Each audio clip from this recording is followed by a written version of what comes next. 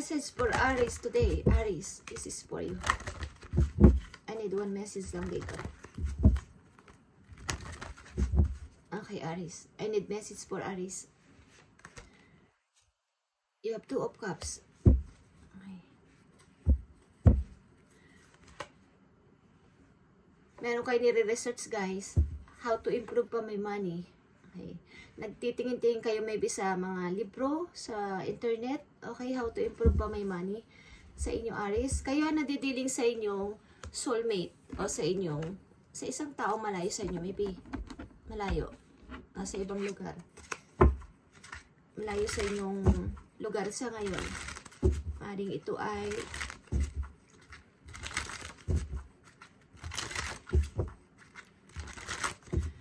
mahal na mahal mo ang tao na to at mahal na mahal ka rin niya. Okay.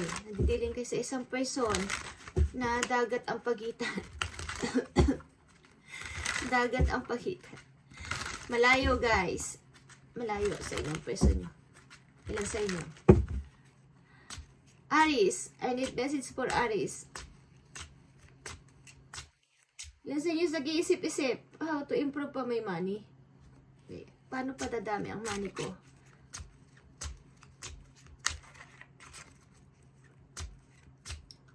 Aries message today. 3 of Swords.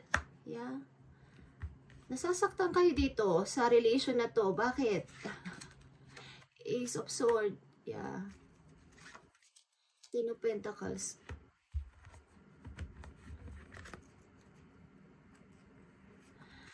Nasasaktan kayo sa relation na to. Ba't mahal naman yung isa't isa, guys?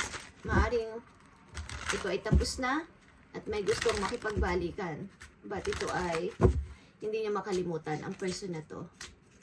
Message for Aries sa kanilang money. Para sa kanilang money. Uy. 5 of Swords, guys.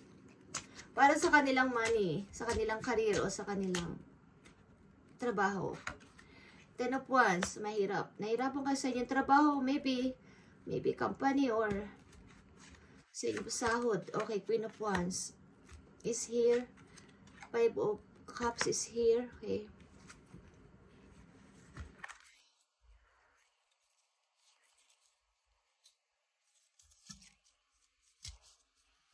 Meron ditong person, matured woman. Okay, Leo energy. May kasama ba kayo sa inyong trabaho na isa? Hindi ko alam kung kasing edad nyo o mas matured sa inyo. Okay, sino ang person nito sa buhay ng mga Aries? About sa kanilang trabaho. Tingnan natin, guys. Ang inyong trabaho, money, nahirapan kayo. 8 of Swords. Nahirapan kayo sa money, guys. King of Pentacles. King of Cups is here. Ito ba ang inyong lovers, guys? Scorpio energy. Sino ang King of Cups dito sa buhay ng mga Aries? 10 of Swords. Yeah, taong nagpapahirap maybe sa inyo. Okay. Tao ba na ito is tamad? Tamad sa trabaho. Hindi sa trabaho. Okay? Or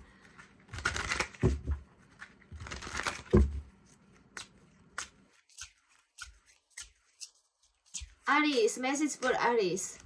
May pag-improve ba sila sa money nila? May pag-improve ba sila sa money nila o sa kanilang trabaho? Mag-i-improve ba ang kanilang money? At ano ang gusto mong sabihin? I need to message para sa Aries today. 9 of Wands. 9 of Cups, guys. Okay. It's all about ito sa something na may dapat kayong i-change, may dapat kayong i-close para magkaroon kayo ng pag-unlad sa money. Okay. Maaring lack of confidence, guys, at sobrang pagmamahal. Okay, sobrang emotion, may emotion, guys, Aries.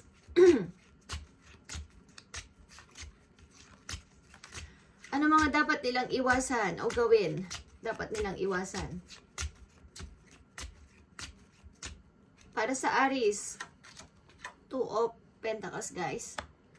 Pag may nag-i-offer sa inyo, guys, huwag kayong mag-atubiling, huwag tanggapin. Okay, something, guys, na mayroong nagbabadya. Maaring 2 na 2 trabaho na mahalaga sa inyo. So, may dapat kayong isa lang ang piliin. Okay, about sa trabaho, ano mangyayari sa mga Aries? Ten of Wands, nahirapan kayo sa inyong trabaho, maybe.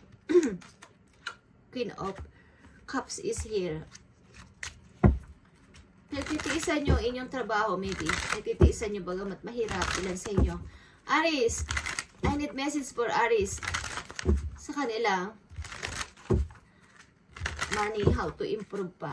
Anong dapat nilang gawin? Anong dapat nilang gawin? Paano pa mag-i-improve ang kanilang pananalapi sa mga Aries? Anong dapat nilang gawin? King of Swords. Maging practical, guys. Okay? Sa lahat ng bagay. Five of Pentacles. Matutong maghigpit sa paghawak ng money. Huwag mo gumastos ng sobra-sobra. Okay? King of Swords and Five of Pentacles is here. Okay. About sa kailang money. Seven of Swords. Iwasan, guys. O something na umiwas kayo sa mga group of people na maaaring pagmulan ng kawalan nyo sa money. May mga tao kasi sinungaling sa inyo, mga circle of friends, okay? At maaaring gawang kayo ng problema. Tingnan natin, message for Aries sa kanilang money. About sa kanilang money. Message for Aries. I need message for Aries, please. About sa kanilang money. Sa kanilang financial. Non-duality. Okay? Non-duality is here, guys. Let your authentic humanity shine for a while, also bowing to the inner divine. You can become fluent by doing both. Okay. Maring may okay. Non-duality, humility is here. And sasabi rin dito ang humility. Ibig sabihin, maging makatao kayo sa lahat. Allow me, divine, may always accept the right assistance. I welcome your help in every way and delight in receiving it. Maring sa inyong trabaho is walang, hindi, may mga favorite, okay? Sa inyong trabaho is may mga kinikilingan or may hindi kayo pinapaboran. Hindi tama ang pagpapasahod, hindi tama ang pagtingin sa mga trabahador, okay? Maring may kinalaman to sa inyong trabaho, ang inyong hindi ko alam, nakikita ko dito change is maaring kung nararapat na kayo magpalit ng trabaho at mayroon namang nakalaan na may parang nagpapahiwatig sa inyo na magpalit kayo ng trabaho at may dalawa kayong trabaho pinagpipilian is gawin nyo nilang is magpalit ng trabaho kaysa dito sa inyong present na ginagawa is hindi tama ang maaaring hindi tama ang pasahod, hindi tama ang pagtrato sa mga trabahador Aries, kaya walang pag-improve ang inyong money dito, okay? So, humingi kayo ng guide dun sa inyong guidance, guys. Allow me, divine, I always accept the right assistance, okay?